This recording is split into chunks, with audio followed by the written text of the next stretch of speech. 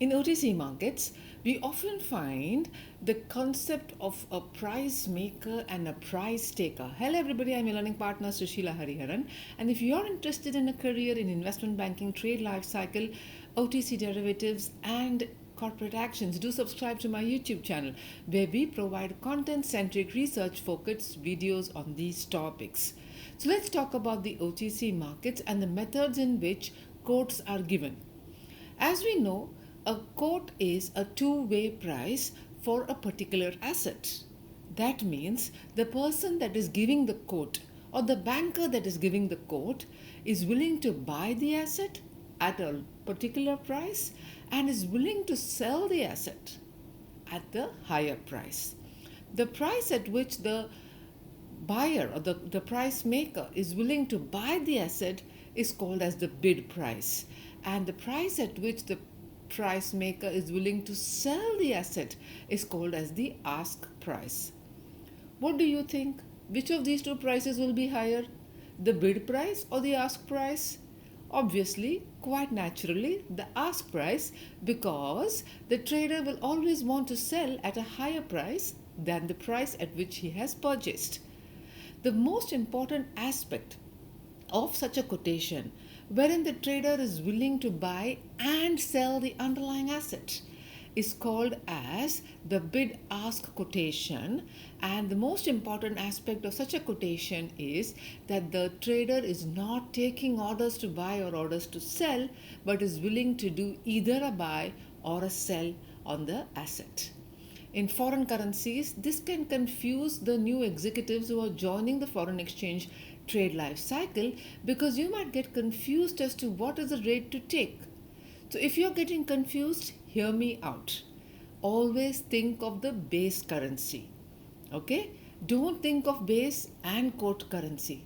Always think of the base currency, and that should clear the confusion out about whether to take in the rate of the bid price or the ask price, because you're thinking only of the base. So if you're taking a EUR USD called as the euro dollar quotation, and the rate is, the quotation that is given to us is 1.1745, 1.1755, it means the entity that is giving the quote, the bank that is giving the quote, is willing to buy the base currency.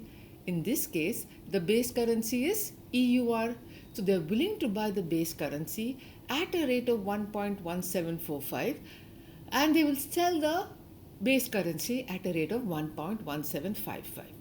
So always think only of one particular leg of the trade in the initial stages, because it can be very confusing for you. On the other hand, the spread between the bid and the ask price is called as the bid ask spread, and literally reflects the carry cost for the price maker or the entity that is giving the quotation. If the asset is very liquid and it is highly traded, then the spread is very fine, it is very narrow, because high volumes results into higher number of trades and therefore a better pricing. The spread tends to be narrow. On the other hand, if you're looking at exotic products which are traded rarely, then you find that there is not so much of liquidity in the market.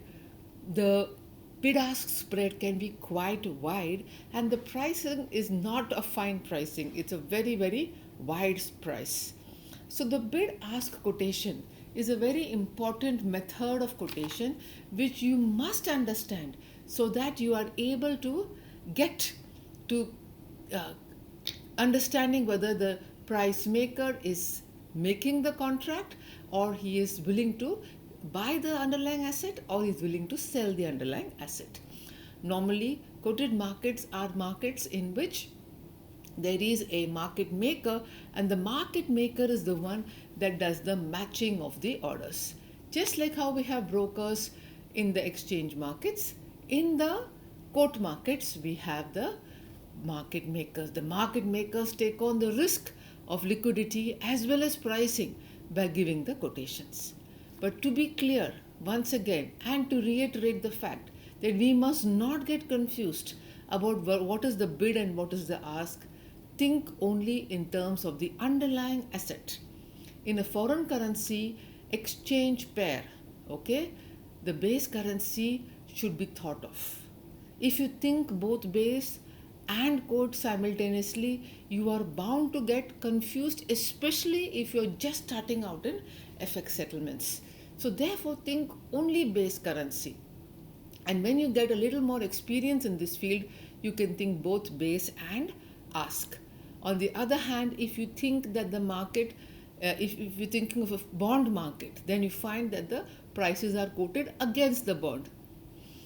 Then it's little easier because the bond trader is willing to buy the bond at a lower price and sell the bond at a higher price. Again, if the bond is a very liquid bond, then the bid ask spread is very narrow. And if the bond is an illiquid bond and is not traded very frequently, then the bid ask spread can be very, very wide, and that can result into a huge problem of liquidity for the trader that is taking the position. Thank you so much for watching.